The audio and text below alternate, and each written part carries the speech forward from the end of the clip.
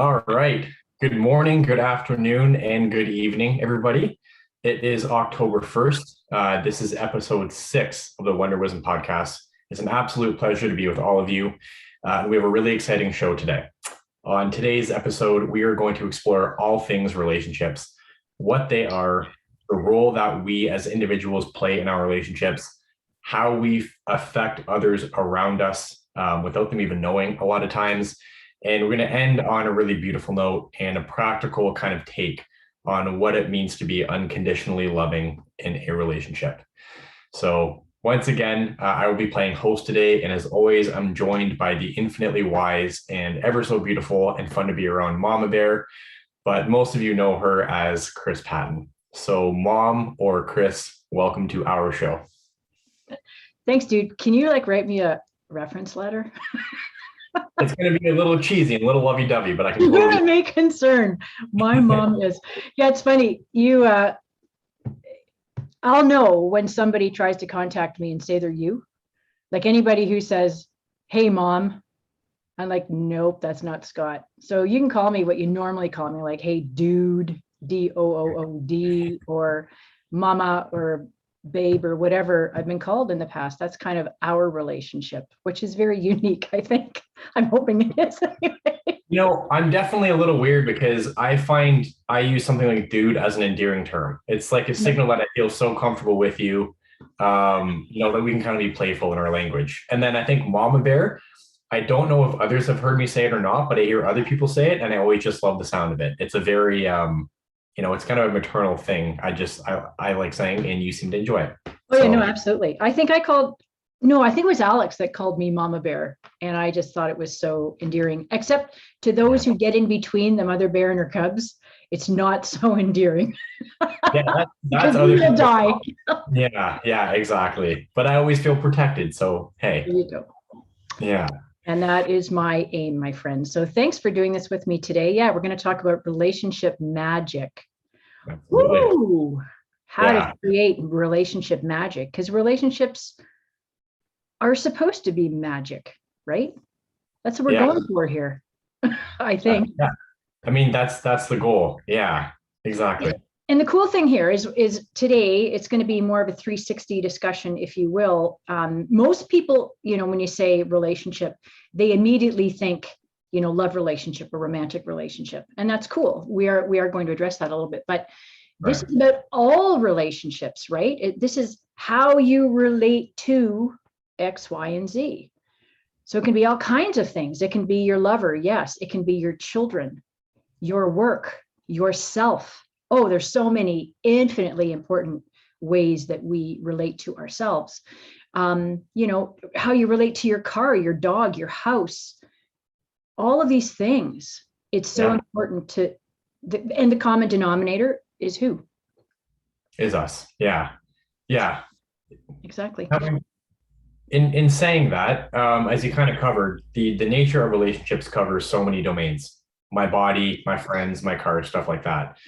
Because it applies across so many different interactions in life, how would you go by kind of describing or defining a relationship? Well, I was thinking about that. So how someone might ask, how do I relate to something? Like, what does relate mean? And I was thinking, what's the best way to illustrate that? And I thought, well, what are the questions you might ask about that? So for example, let's go to, say, a work example. You could apply your thoughts and you could say, does my work provide la, la, la, la? So does it provide the career goals I set for myself? Does it provide the income that I always thought I would make at this stage of this work? That kind of thing. Am I proud to say that I'm an XYZ? Is this meaningful work? Is this important in my life? Does it serve other people? So these are the thoughts. This is the relationship you would have with your work and your thoughts and how you regard what you think about your job. And then you could ask yourself your feelings. How do I feel at work? Do I feel, most of the time at least, hopefully, do I feel valued, supported, and respected? Am I excited because this is fulfilling work? Like, is it meaningful? Is one of my values helping others? And am I doing that? you know what I mean? So there's, again, that's a feeling too. Am I proud of my work? And then you can think about the words you use, because the words that we say are very indicative often of, well, all the time they're indicative, but we sometimes don't realize that it's the way we feel about something is how we say things. And more than that, the tenor of what we say is what's the feeling behind what we say. And then our behaviors. How am I behaving at work? So if we've got issues, what part am I playing in that? So that's what I think relating to is. And you can do the same evaluation for everything, that your friends, your lover, your partner, your children, your team. How do I treat my car? Seriously, it is as a trait as that. And how does my car treat me back? Well, of course, a car that's cared for is going to treat you back. I'm not saying a car has to have a personality, although I've kind of found cars do, but right. So that it's an interaction. What flows between two entities that may seem separate, but aren't necessarily. So I kind of think that's your next point. Well, so let me kind of summarize, if I may, and then you tell me if my understanding, because I think that was a really neat way of saying it. Thank you. There's me, and then there's someone or something else. So there's me and another entity, be it a person, a car, whatever. And between me and the other entity, there is an exchange of something. Right. And that really is our thoughts, our feelings, our words, and our behaviors.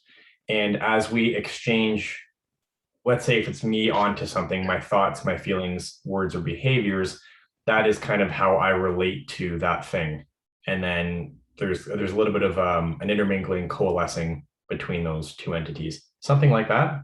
Yeah. And then at the end of the day, what's the quality of that? What's the quality of what flows between what we feel is separate from us?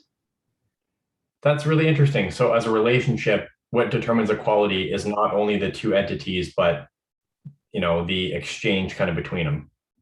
So there's entity one, there's entity two, and then there's all that flows between them, something like that. Those are like the core ingredients to a relationship. Sure. That's fascinating. Yeah. I like how you said that, for sure. No, I love that. I think that's fantastic. And that it segues really well kind of into the next part that I wanted to talk on. I kind of like to think of myself, I've heard Dave Asprey from Bulletproof say this, as strategically lazy. And that is, it's kind of like finding the best places to put your resources, to put all your chips, stuff like that. Oh, like work smarter, not harder. Is that the idea? Exactly. Okay. Yeah, exactly. Okay. The reason that leads into this next question is, as we just established, in a relationship, let's say that I have with someone or something, there's me, and then there's that other entity. And knowing that I am a part of every relationship I have, I'm always part of the equation. What do you think about the idea that we can level up the quality of all of our relationships by leveling up the quality of myself? Because I'm a part of every equation, I'm kind of a common denominator. As I level myself up, I kind of level up everything that I relate to or interact with. What do you think about that? Absolutely, 100%. So a couple of thoughts came to mind. Number one, that saying, how you do anything is how you do everything. Right. So, and I've had clients say to me, no, Chris, I behave differently at home than I do at work or with my kids or on my team. I'm like, well, let's ruthlessly look into that. Right. Okay. So how we behave, the very core essence of our behavior generally will show up in the same everywhere. We just have to become aware that that's the case. And the second thing that's important is you can look at this from three ways, and that is, the relationship of everything on our planet between molecules even. Number one, you can ascribe to the idea that we are all one. Now, here's a funny example. Do you remember the movie Toy Story that we watched when we were a kid? Yeah. Remember the little green men? Sort of, kind of, yeah. Okay. Well, the evil Zurg kidnapped a couple of them and was holding them hostage. And what happened when those little green men were separated was the rest of the band, the rest of the community, constantly moaned at whatever was happening with the little green men that were within the evil Zerg's confines, right? Because they were connected and then they'd been disconnected, but they were still connected. Now, that's maybe a silly way to look at it, but that's us. You know, they say on a team, the weakest point is what's going to haul everybody down. So that's why it's everybody's job to level everybody up. So right. When we think about we're all one, we are all connected. We are, as humans on this planet, we are all connected. And that takes sometimes a very evolved and enlightened view to really get into the fact that we are all an expression of God. And I'm not going to go any further with that. But anybody who believes that will take their own path that way. Number two is to look at it that the people around us, there's the law of attraction, right? So whatever we're sending out is a magnet to draw back to us. We can look at it that way too, right? There's that magnetic attraction. Now, people might go, oh, the law of attraction is bullshit or whatever.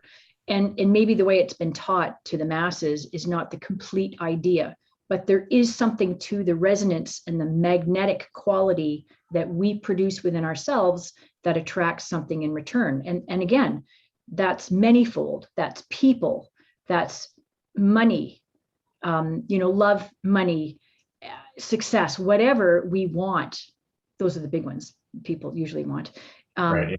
You're going to get back what you give. It's what Jesus taught. You reap what you sow. You get what you give. It's that kind of thing.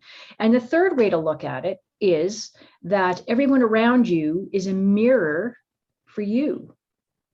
So you can look at your life and go, wow, I really love, for example, my life. I love my friends. I've never had better friends. Talk about love and support and clean. We all do our own work and we all get together and we help each other and we talk about things and all of that. I've never experienced beautiful friendships like I have today. Other areas of my life, not so much. So I've got to look at, why that is happening in those areas. So it's the mirror of how am I not showing up? And that life is showing me, this is where you need to work. This is the work smarter, not harder. Is I don't have to do a whole revamp of my entire life, but in this way, how am I not showing up? So, when you look at life that way, that's how we're connected in any of those ways or all three of those ways.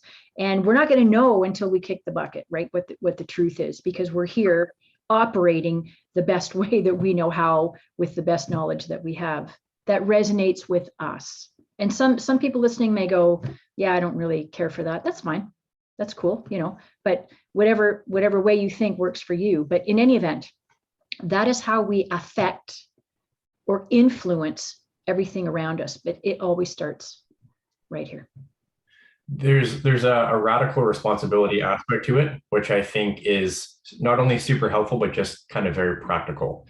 And that is kind of on your third point, where when you're looking at your relationships and when things aren't necessarily showing up as you want, it's taking the responsibility, kind of like we talked about. If you're part of the equation, kind of how do you play into that? And I think that has been echoed through history. Jordan Peterson, the clinical psychologist, I think he really helped to revamp that idea of personal responsibility. Definitely didn't come up with it, but that seemed to be one of his core tenets, and that exploded in the masses. It's like people were really, really ready to hear for that, because I think there's an aspect to that personal responsibility and self-empowerment. And you mentioned with the law of attraction and the kind of magnetic attraction, I think that is a perfect segue into talking about that magnetic attraction. On one hand, it's kind of talked about metaphorically. On the other hand, it's very much grounded in, let's call it modern science, which yes. is reflecting kind of the story that's been told throughout history. So I think let's get into this here. You've recently completed a week-long intensive course with the HeartMath Institution. And for those of you listening who are a little bit unfamiliar with HeartMath, they're a absolutely brilliant, globally recognized organization that studies the heart and its connection to everything from health, performance, relationships. You name it. Personally, what I love most about them is they're able to take really cool scientific modern findings and then distill it to very easy, relatable take-home practices that we can all understand and do. So in speaking, when we're talking about that kind of magnetic attraction around us that we give out, can you cover a little bit of that and how it related to your course, kind of the brief overview of the course, and then some really specific details or things that you really enjoyed that you think will be relevant at this point in time, especially when it comes to relationships? Absolutely. So I was certified in the resilience advantage program back in 2015, and then recently completed the course called Activating the Heart of Teams, creating a culture where teams can thrive. Now, a team is any group that shares a common direction or common interest in a sense of community. So it can be 3 people, it can be 300 or 3,000 or whatever. And this is how to help that team get where they're going more quickly and easily because they're traveling together, but together in a very functional way, an uplifting and up-leveling way. When people are interdependent, again, there's that relationship, that going back and forth, interdependent on each other's skills, capabilities. That's where we fill in the holes of, who's doing this, who's doing that. We can all be, and this is my own take, this is not hard maths, we can all be leaders in our own right and doing what we're good at, exercising our strengths, doing what we feel is important, doing what we're good at, really, right? And everybody doing their part and creating trust around that. Trust is a big one. Psychological safety has been a term that's been bandied around for a couple of years now, and it's been the thing that most people involved in corporations feel is missing. So that sense of trust, that sense of being safe, it's when you're when you manage to reduce the competition, the cutthroat competition that's going on between the silos, in organization, where you're afraid to do and say anything because you're afraid to make a mistake, because you're afraid the axe is going to fall on you next, right? You're afraid of being taken down by just people who have no respect for people who are trying to give new ideas and to make things happen. I mean, this is the hotbed of why so many work relationships are terrible. They're toxic, they're disgusting. People are getting sick, people are dying, people don't want to go to work. It's expensive for companies to carry plans where people go off on long and short-term disability. They're sick all the time, they don't show up for work.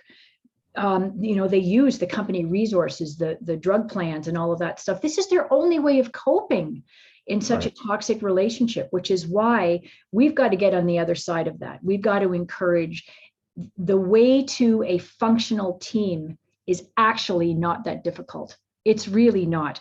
And it's taking things that we already know deep inside and it's examining them and it's actually doing them, right? So, and it's been shown where people can work together in harmony. Performance and productivity are just absolutely huge. And when you've got people who love coming to work, imagine that, right? So here's some of the, I'm taking this right from my coursework and I haven't memorized all of this, but there's a couple things I wanted to look at and I can't put my finger on at the moment, which is making me insane. A couple benefits that happen when people work together, besides the obvious. Oh, Scott, I'm so sorry. It's here somewhere. Here we are. So when you honor the interdependence, and that is that you need to rely on other people and they need to rely on you, you can build what's called trust. And when people feel comfortable just providing whatever their heart, their mind, their body wants to give in terms of a creative contribution, that they're safe to do so. And it doesn't matter if it's a mistake. It doesn't matter. It's okay, that didn't work, next. Who wants to? I mean, imagine the creativity and the productivity that comes from people who want to share, who are happy to bring forward their ideas, and they're fed, they're seated on fertile ground, and they're watered and they're tended by everybody in the group, right? That's what you want. And that's what comes from being a coherent team. So you can draw from a wider range of skills, ideas, and expertise that way. You don't have to understand. So for example, you're the quarterback, right? Okay. You've got to know the game, but you don't have to know what a linebacker, you have to know what a linebacker does, but you don't have to be able to do a linebacker's job. You don't have to be the tailback or the running back or any of that, right? You're the quarterback, you're the coordinator, right? So, but it's harnessing what each person does to their highest capability. Makes sense, right? Absolutely. It's been shown, and HeartMath has studied all of this. There is increased positive energy. That's something I'll talk about in a minute. Bonding, motivation, and momentum to make something purposeful happen. And then you get people who want to contribute to something greater than themselves, right? This is the selfless, I just love everybody and I want to contribute to this great thing that we're doing. Now that's the kind of work that, it's okay to have a job, right, Scott, that pays the bills because you got a passion somewhere else. And that way you can take whatever's going on there because you've got a limited investment, right? I'm here to make money. I'm safe. I'll do my job to the best of my ability, but I don't really care about some of the other stuff that happens because I'm getting a paycheck at the end of the day. And that's cool. And a lot of people operate like that. But for people who want to go to work, because it's where you spend most of your day, right? You want to feel fulfilled and all of that. So you want to make the best of it. And I would hope that corporate entities would want to harness this kind of thinking and this kind of behaviors to enhance productivity and service, right? Absolutely. It's been shown that people with close social relationships and rich social networks are healthier and have a higher quality of life. So that's been shown to happen too. Coherent teams are more efficient, which saves time and energy. And teams experience shorter meetings, better communication, improved relationships, and heightened creativity. So this is how you can save a place from emotional discord or relational discord. That's what they call it. Okay. So those are the types of things that can happen when you work on, well, it starts within. Right. Couple of things. The story about Google. Google was looking around for, how to create the best teams within itself. And they tried all kinds of things. They tried, for example, putting people together who were, all the brilliant people to see what happened. And then they put the fun people together, I think, and to see what came out of that. And they used different scenarios. And then they put people of the same cultures and ages and all that stuff. And the best team, the team that coalesced, came together, had chemistry, produced the best product, was the one where there was psychological safety. And that's where it started with a man who was very vulnerable. And he was suffering from cancer, I believe, and he was dying. And he said it to his team. He said, I'm sorry if I've been short with you or whatever, but this is what's going on in my life. And encouraged everyone else to open up and say, wow, if that guy's got that going on, I need to be a little more human. And guess what? I got this going on. And it just allowed everybody to drop the guard, drop the battle stations, and come together and be vulnerable with one another. And that's how Google proved that psychological safety is created. And that's the open, vulnerable human discourse and sharing. Yeah, that is absolutely wonderful. I'd say not surprising based on the fact that as human beings, we are mammals. And what it means to be a mammal is essentially we are neurologically hardwired to be social and communal creatures. So whether that means at work, on a sports team, or even kind of within your family, we are hardwired to be in harmony with other people because we are in very, very many ways interdependent. Especially when you're growing up as a kid, relying on your family, but the bigger your institution or the bigger your team, you mentioned football, I think there can be like 90 guys on a football team. When you think about all the people you have to rely on, the more people you rely on, the more harmony you have to create sometimes, perhaps not more harmony, but the greater quality of harmony that's required for a huge system to operate. Yeah, and So yeah, you think about a sports team. I mean, those results are instantaneous. I mean, we're not talking about a project that takes months and years. We're talking about, for example, hockey that you played. You're talking about a shift, a period, or a game. yeah, Are you winning any of those? And at the end of the day, the game score is going to be how well you put all this stuff together. yeah. Right. So It- you're getting your lessons all the time. yeah, instantaneously. Funny on that. I was just listening to a panel on mindfulness, and they were kind of like the experts and whatnot. And there was one guy who had really brought mindfulness to athletics in many ways in yoga. Yeah. And back in the 90s, he was hired by the Miami Dolphins. And what he was really shocked to notice that the guys really started taking to it, and it got to a point where they wouldn't go on the field until he had them run them as a group, as a team, through a meditation session. And this was back in the 90s with something like mindfulness. And he just, all the players said, they work better together as a team. And there's another really interesting story I love too, and I forget what the quartet was, but there were these. I think they were in a symphony or something like that, and they were like a famous kind of group.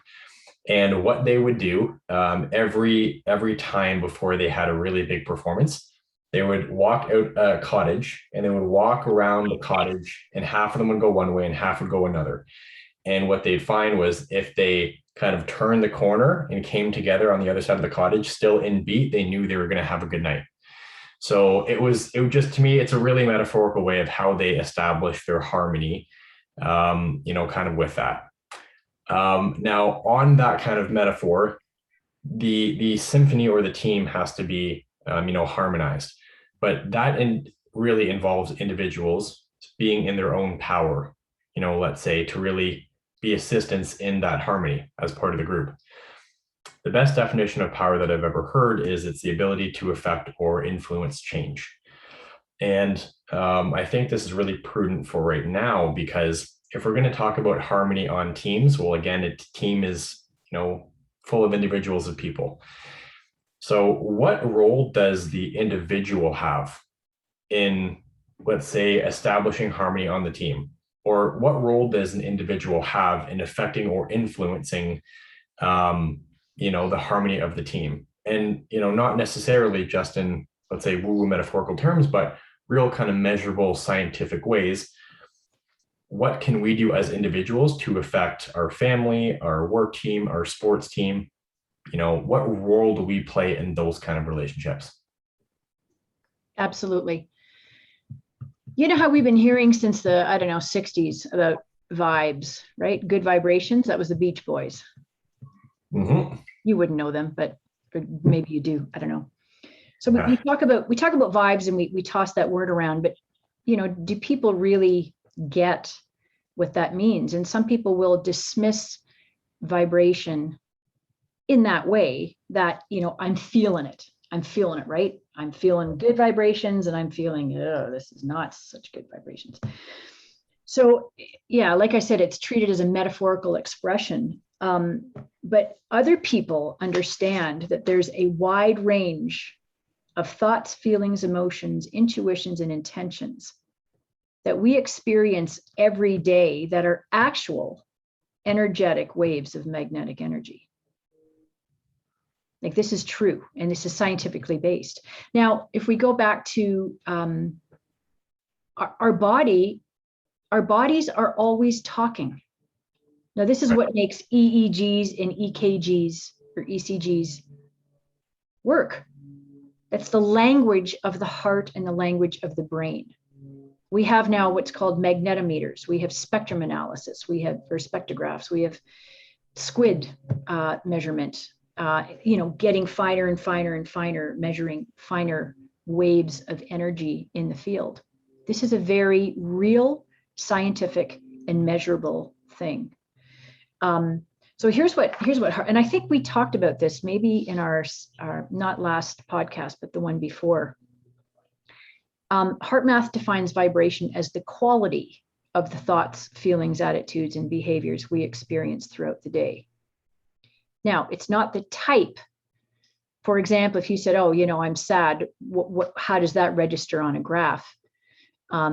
It's not necessarily that.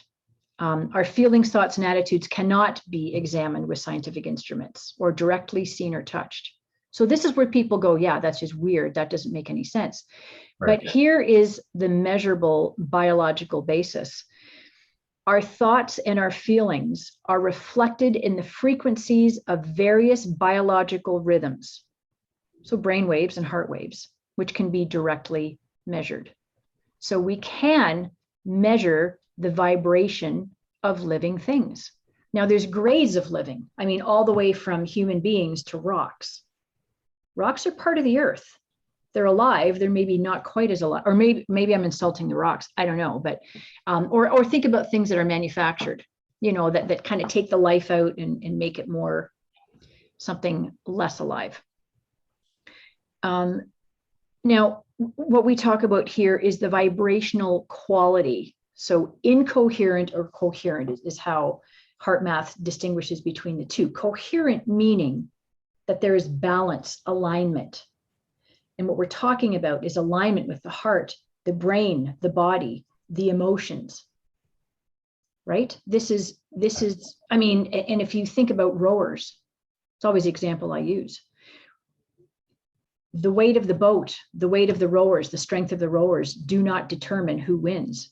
It's how the team works together in coherence. It's timing, right? This is a timing thing. And anybody who plays any sport knows that when you connect with your golf ball, your hockey puck, your baseball, this is more about alignment and timing than it is about anything else, right? It's where you hit the projectile with your club or your stick or whatever.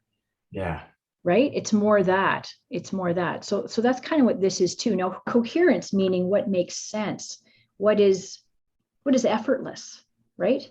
And incoherent meaning it's pretty rough, it's pretty jumbled, and there's something that's interfering with flow. Right. Yeah. Now, something that's I found, which I was glad HeartMath kind of backed me up on this, and that is there are those people in our lives who appear to be the life of the party, the happy person, right? We're not talking about that. This is not and I'm not saying that person is not in a high vibration state, but likely not, because there's so much effort and force to show that you are happy or whatever. In fact, sometimes you'll find that those people are actually the saddest people around, and they're trying to cover that, right? It's a cover for feeling that insecurity or whatever's happening. This is not about what looks good. This is about energy that is measurable. This is positive energy, not just positivity. So that there's a real dividing line there. We're talking the real thing that is highly measurable, right? Yeah. So do you want me to go into the heart field and all that at this point, or? I'd love to. Yeah, please do. Okay. So you and I well know, and many people understand about this, is that we have a heart field around us, and it is at least 3 to 5 feet from the center around us. Every one of us, there's no human being that doesn't have a heart field. There's no animal. There's no living being that does not have a field of energy around them. And again, this is an electromagnetic frequency. So your heart and your brain create electricity with how they work. For example, the heart in the contraction creates electrical energy. And whenever there's electrical energy present, there is a magnetic field that is created, right? So, and this is measurable not only by the electroencephalogram, the EEGs, your brain, and your EKGs in your heart, but this is measurable with a magnetometer, with spectral analysis, with squid, that kind of thing. So provable. The heart field is probably bigger, especially if you've been working on your coherence, but HeartMath will say 3 to 5 feet because that's what the instruments can prove until now. Right? So that's the provability about that. That's why HeartMath is so credible. They do not say anything that they can't back up. Of course. Yeah. Measurably, scientifically, medically. Now, when we think about this, let's take it back to the very source. Let's talk about the heart for a moment. Let's talk about the heart's contraction and opening and contraction and opening. And you and I someday will have to talk about how the heart is not a pump. Now, that's a deeply scientific principle, but the fact is that there is a point where there's a stillness. And if you watch a heart rate graph, you'll see the energy goes up on the contraction, and then there's a letdown, and then it goes up in the contraction, there's a letdown. I'm hoping people listening can see that in their mind's eye. The information of who we are is between those contractions. That's the resting heart rate. That is communicated out from us into our heart field. The heart wave is a very strong carrier wave of information. Okay, something else people should, well, I mean, we've talked about this many times, and maybe I'm getting boring because I constantly go back to this, but the heart does not beat in a regular fashion. We have a heart rate, and that is how fast your heart beats per minute. But your heart rhythm is the pattern of speeding up and slowing down. Now, people, and I'm going to suggest to you, there are many people in this world who are in an incoherent heart rhythm state because we're stressed out of our minds, particularly with what's going on over the last almost 2 years now, well, 1.5 years anyway. The quality of that, right? The quality of that vibration, the quality of the incoherence in whatever way we're experiencing it within ourselves, emotionally and mentally, is carried out on the heart wave into the heart field. And that is how people emotionally experience you. Now, we know that we've all had the experience, even more than once, where, for example, someone has walked up to us and we have a feel, they haven't opened their mouth, we don't know them, but we've got a feeling about them. Or they start to talk, or you start to get to know them, and it's like, there's something I'm feeling. Either it's, and it's anywhere on the continuum. It can be, oh my God, this person is so cool. I love them. I just love them. I know I love them. And they can probably say the same about you, because it's a resonance that you recognize between, there's the interrelation, right? There's a relationship. Sometimes can be established very quickly. And other times it can be like run far, run fast, right? This person does not resonate with me. Right. It's probably because they're carrying that incoherent energy around with them. So there is how we can influence and affect people close to us. Now, as I said, when you work on your coherence, you have a wider range of influence, in my opinion. This is not heart math. So you can affect people further away from you.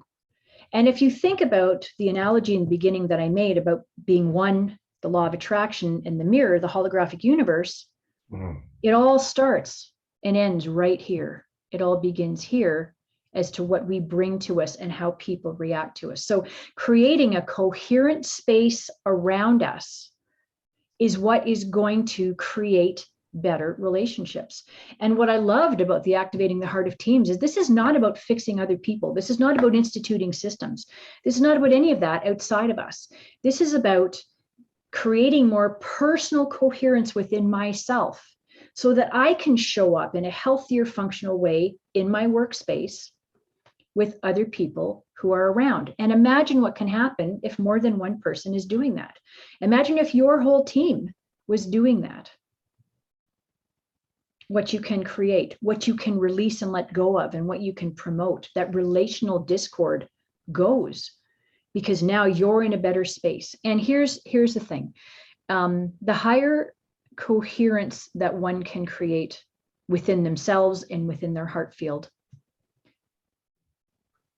other hearts tend to sync up. Because remember, the heart wave is a very strong carrier wave. And when that heart wave hits another person's heart, one who is in a strongly coherent state, the other person's heart will begin to go into a coherent heart rhythm. Now that's a beautiful thing. And when you think about how you can influence everyone around you, your family, your friends, your lover, imagine, your neighbors, your team, think about what we bring to the world this is where it starts. This is where it starts. That's beautiful. Yeah. Yeah, you touched on so many good points there. A couple of them I just kind of want to touch on. You're talking about, like you said, the vibrations of people. It's funny that the terminology came well before the science showed that. I think that's fascinating. Like the term, you can sense the vibes of people. Yeah. And lo and behold, decades later, we find that there's a heart field and it's an electromagnetic field. And I think it's prudent to point out that electromagnetic energy is light. So when we see the sun coming down, lighting up the world, that's electromagnetic energy. Mm-hmm. And I believe it's HeartMath found that the heart produces 5,000 times more electromagnetic energy or light over the brain. And interestingly, I think it's important for people to realize that we send all of the information on this planet with light. Think about the Bluetooth, your Wi-Fi, the information that goes to your TV, fiber optics, the sun, and all the information that provides. Information is carried on light, or information is light. So although it does, you're kind of, the line between what's scientifically proven and the kind of more esoteric stuff, it becomes so blended. Because when you hear stuff like the heart is the center of your power, you might think that's a little bit cheesy, but then you start realizing that you can control your heart field. That heart field is electromagnetic, which is light, which is information. And naturally, when someone is giving off information, the other people who can resonate with that person, as you do with electromagnetic beings, there's going to be an information exchange. And I also think it's pretty logical to assume that if you take it in a very crude way, the human body doesn't want to die, So the human body is always going to look for the information which it's going to help it live the longest or live the best, whatever that means. Wouldn't it make sense that when you're around someone who is clearly regulating themselves in a really effective and efficient way, that almost unconsciously your body picks it up and go, ooh, they're giving off information on how to do this kind of thing. Because we're social creatures, we always want to resonate to that best idea. So I think it's really, really cool that there's such cool science. If you want a new idea, read an old book. You want an old idea, read a new book kind of thing. It's the modern language is kind of showing what people have been really experiencing for a long time. So thank you for really illuminating that. It's really, really cool.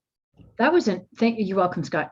That was super, that thing about light. That was, and yeah, that exchange of information that people will recognize as suiting the biological imperative of staying alive. That's very basic. And I've never thought about it that way. That's really awesome. Yeah. And, it's, the HeartMath has shown, other people have shown, like as human beings, we sync up. So when you're in a good conversation, our brain waves, they can literally show they sync up. It's radically cool. If you're heart coherent, which you most of the time are, your dog comes in, your heart is going to start resonating. It's even the same thing. If you put, women together in a home for like a month, their menstrual cycles kind of line up. And you got to think, like what's going on with that? Like, what are they sharing kind of thing? It's a bioresonance thing. So, right. We're constantly lining up with people. And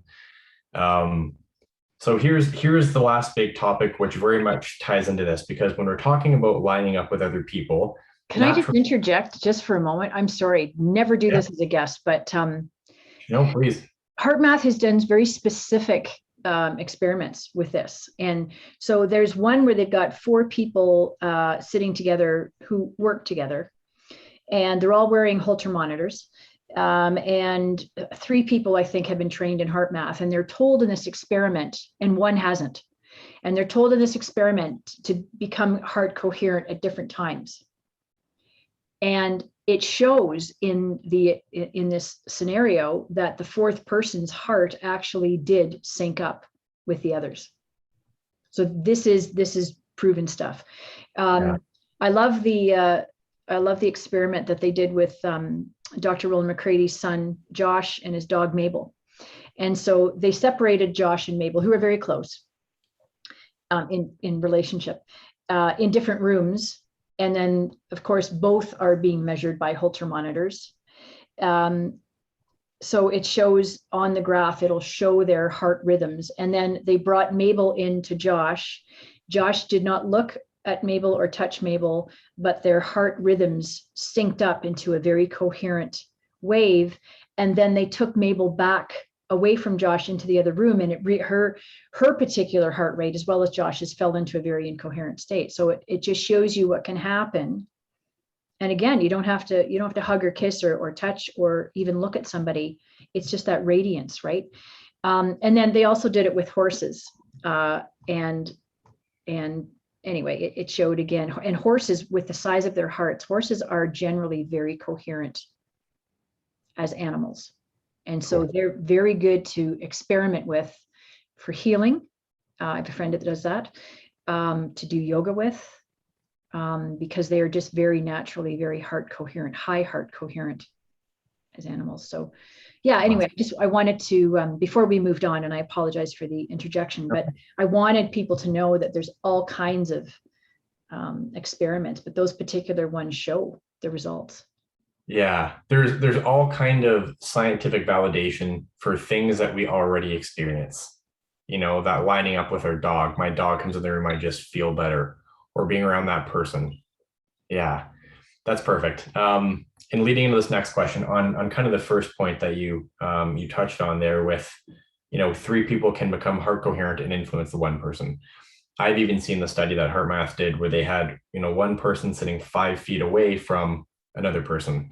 The one person was doing, some type of HeartMath technique, and without touching the person, anything like that, 5 feet away, they could influence their alpha rhythms in the brain, which, if people aren't familiar, those tend to come on when we're a little bit more relaxed, a little bit more creative and whatnot, when we kind of take ourselves out of stress. And as we're talking about that, I think it's so relevant when we're talking about teams, because the definition of a leader is someone who is like kind of always a leader. When fit hits the shan, as they say, who is that one person that you turn to who is stable and can essentially be that guiding light when things get extremely difficult? I think that's almost like the marquee of a leader is, who's the one person that is kind of always able to lead. And I think that takes a lot of kind of self-practice from that leader. It's about how they stabilize and how they carry themselves. Yeah, there's a saying, Scott, there are leaders and there are those who lead, and we know the difference. Absolutely. Yeah, absolutely. Exactly. It's not just the title. It's not just the title. It's, how do you use your own influence with your team? Yeah. And you should be able to leave the room and the team carries on with what you fostered and that kind of thing. So yeah, very true. Exactly. Your quality of beingness kind of determines your leadership qualities. And I think that directly ties into the conversation about unconditional love. And it could perhaps be the most important topic when it comes to relationships. And I think we have to acknowledge first that when you hear unconditional love, oftentimes it sets off a little bit of alarm bells of spiritual cheesiness, woo-woo. And I think fair enough, because oftentimes when it's talked about, it's not really explored in a very relatable manner. But I think what you and I are talking about in unconditional love, it's a deliberate choice to maintain your own inner stability or well-being, regardless of how someone is presenting themselves in any given moment. So I think it's more so, it's not necessarily action oriented towards other people, but it's about a practice state of being that is more likely to kind of govern successful or positive outcomes in our interactions and relationships. So with that being said, my question for you is, in all that you've learned, esoteric, scientific, and everything in between, how does unconditional love or acceptance relate to your state of being? And then how does that relate to the quality of your relationships? Sure. That's the golden question, isn't it? One thing I have neglected to talk about in all of this is and maybe this is the subject of our next podcast, but the relationship with the self, right?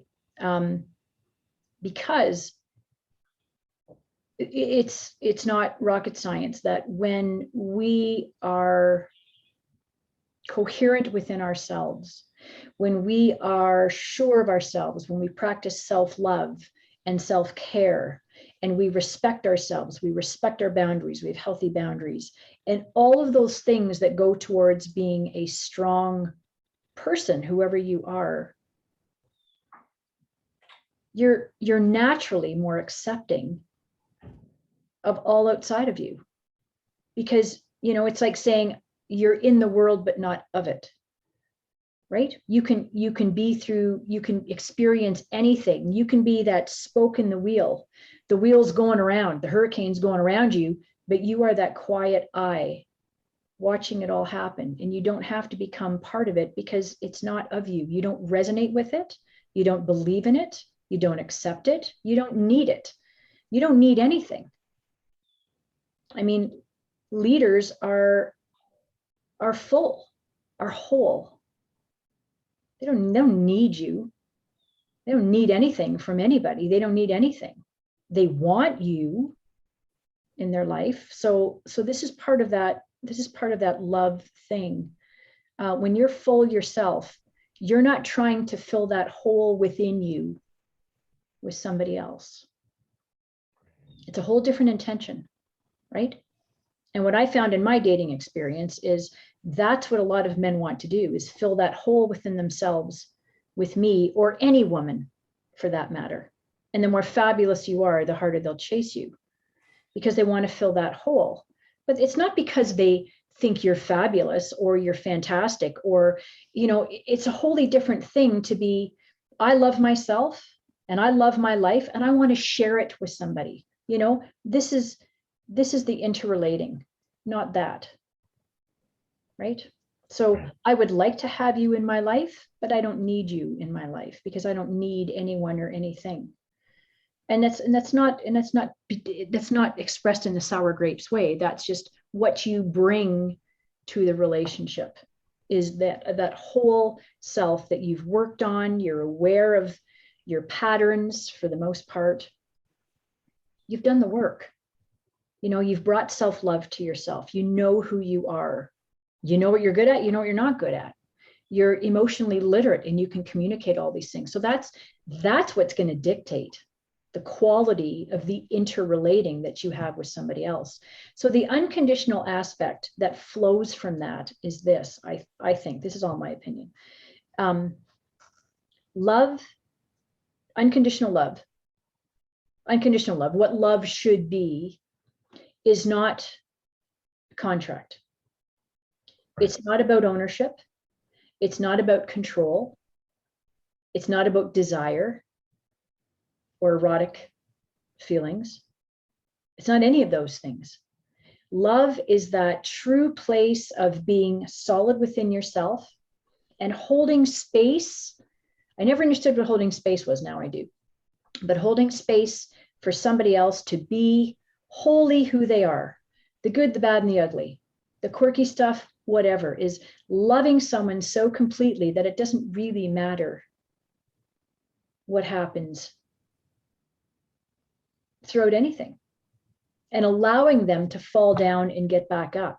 And they have your constant regard and your love and your respect and all of those, that your care that never wanders. That's the unconditional part of it. There's no conditions. It's not, I'll give you this if you give me that. And that's what a lot of love relationships are. People have to examine why they're doing that with anybody, children, opposite sex, friends, work. Again, it's what are you bringing and how do you show up that will bring, well, the other thing you have to think about too is who are you attracting with all the work that you've done on yourself, right? So hopefully you are attracting a person that you can feel that way, that I just love you so completely. I'll love you regardless because I feel good and I want to extend that to you.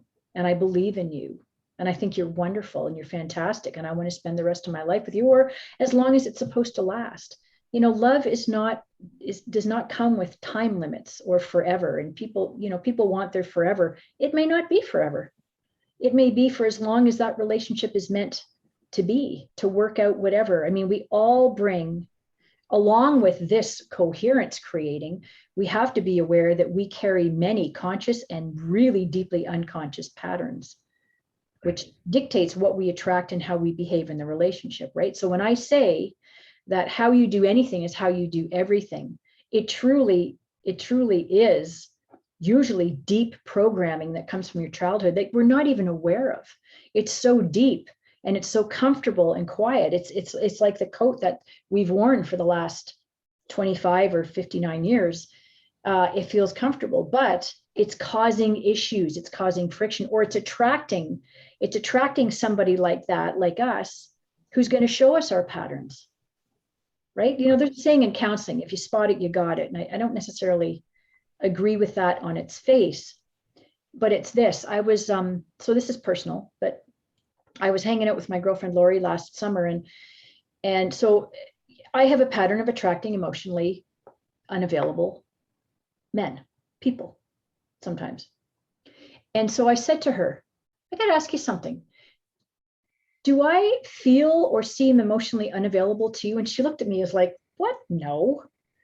I said, well, what, you know, I'm thinking about, because I'm attracting this, it's what I'm giving back. And she said, no, it's not that. It's not that you're that way with them. It's that you're that way with yourself. You are emotionally unavailable to yourself. I was like, oh my God, manna from heaven. So I started thinking about how I wasn't there for myself, how I abandoned myself emotionally, how I didn't stand up for me, the shit that I took from people just because I thought, I don't have to bother with that.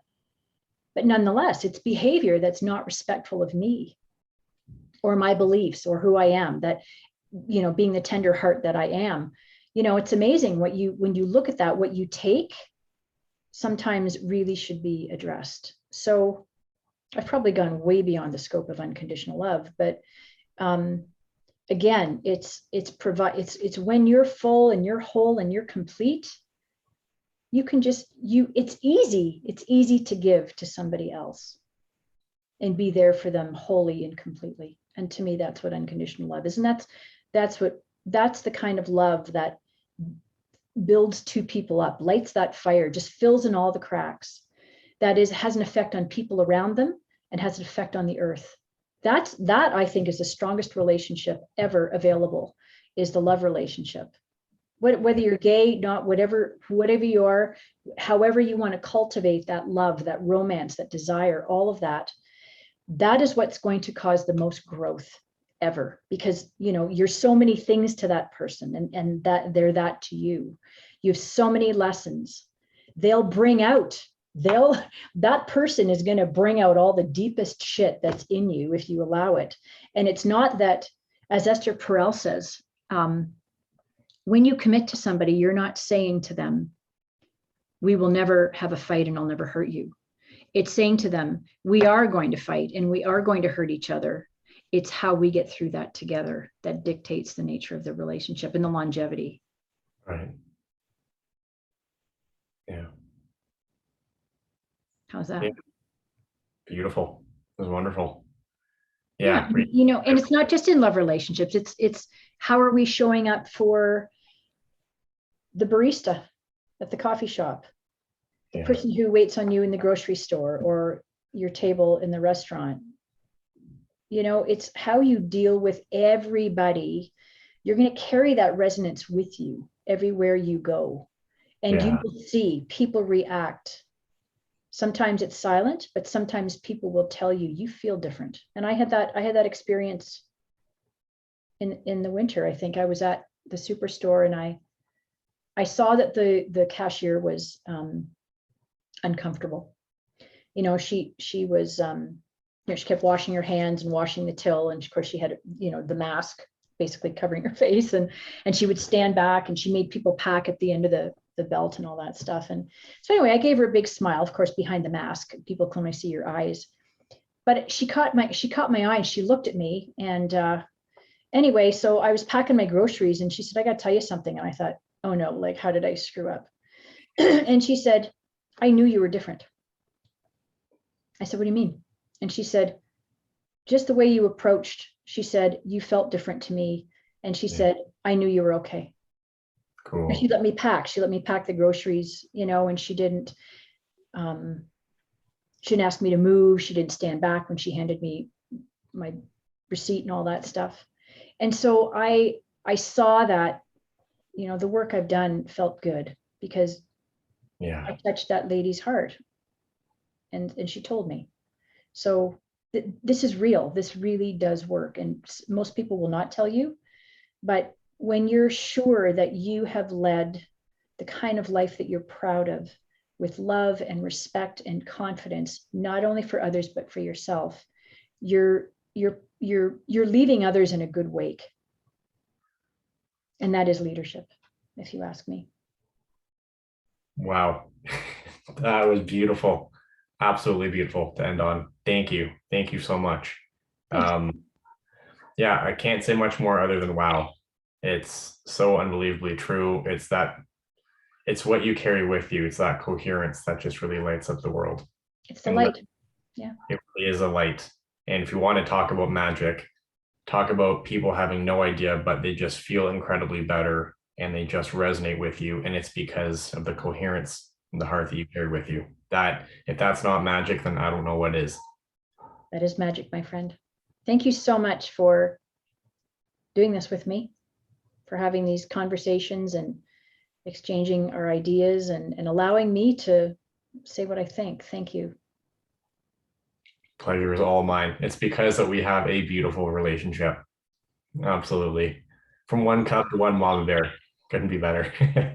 Yeah, I'm very proud of this, Scott. I'm very proud that you're my son, and we have this resonance, and we have this rapport, if you will. And we're able to do this, talk about what interests us, and maybe someone might listen and get something from it. Perfect.